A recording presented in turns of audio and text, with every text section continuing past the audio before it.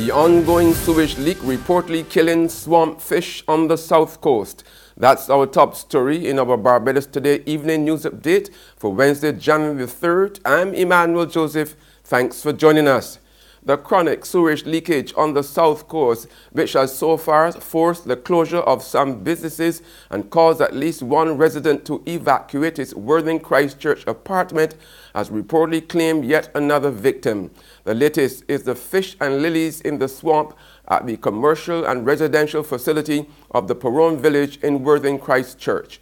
When Barbados Today visited the scene this afternoon, dozens of lifeless fish were seen floating in the swamp, which community activist and spokesman for the residents, Adrian Donovan, says has been contaminated by sewage water. You could see some of the fish at the top of the water gasping for air because the water has been contaminated. So that's a problem that also has to be looked at and rectified in the earliest. Donovan said rather than getting better, the sewage overflows are worsening. I saw the situation firsthand. I made regular visits. And instead of getting better, there seems to be more leaks in that area. There are some other areas of leakage which the authorities need to look at, compounded with the situation of toilets not being flushed. It is a deplorable situation, and it has gone from being a national crisis to a catastrophic proportion. The man charged with the shooting death of Rihanna's cousin has been remanded to jail, and when 23-year-old Shavane Williams of Whitehall No. 1 St. Michael appeared before Magistrate Douglas Fredericks today on the charge of murdering 21-year-old Tavon Allen of Lakes Close Eden Lodge, St. Michael on December 26, he was remanded to prison until January 31st. Allen was shot multiple times by a man while he was walking through a track near his home. Meanwhile, police are investigating an armed robbery on the island's south coast. Law enforcement officials say that in the wee hours of yesterday morning, 3 men brandishing guns attacked and robbed 63-year-old Emerson Trotman as he returned to his Maxwell Christchurch home. Police report that the men, who were on Trotman's property when he arrived there, took his money and jewelry before fleeing the scene. It's not known how much money they got. There's regional and international news after this short break.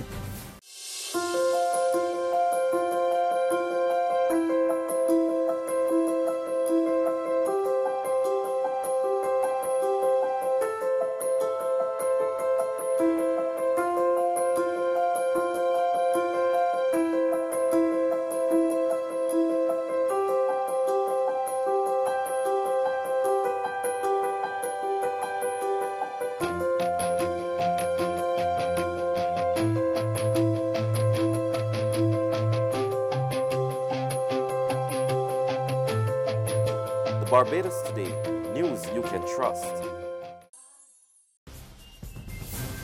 We're back with news from the region now. People calling Antigua and Barbuda by phone will now have to pay a US 5-cent tax. Parliament last night passed the measure that guarantees funding for entrepreneurship development in the Twin Islands nation. Prime Minister Gaston Brown, who introduced the Telecommunications Tax 2017, says it's a creative means by which the economy can experience further expansion. In order to sustain robust growth and development in the country's economy, we must have more entrepreneurs. And in order to have more entrepreneurs, you must have the type of funding mechanism to help with business startups or even for the expansion of existing businesses. And clearly, this will also go with a training program, a business advisory program in which we provide training for the entrepreneurs. And on the international scene, high tides, heavy rains and strong winds have caused flooding, brought down trees and cut power to some 250,000 homes as Storm Eleanor pounds Ireland, the UK and France. More in this Euronews report. Storm Eleanor has battered Ireland with furious waves washing up coastal roads, causing flooding and cutting power to tens of thousands of homes. Here in the harbor city of Galway, some people had to be rescued from the rising waters in kayaks. Transport links have been affected, and local police have warned drivers of debris on many roads. The storm is also wreaking havoc in the UK, where the Met Office has issued a yellow warning for very strong winds across most of the country.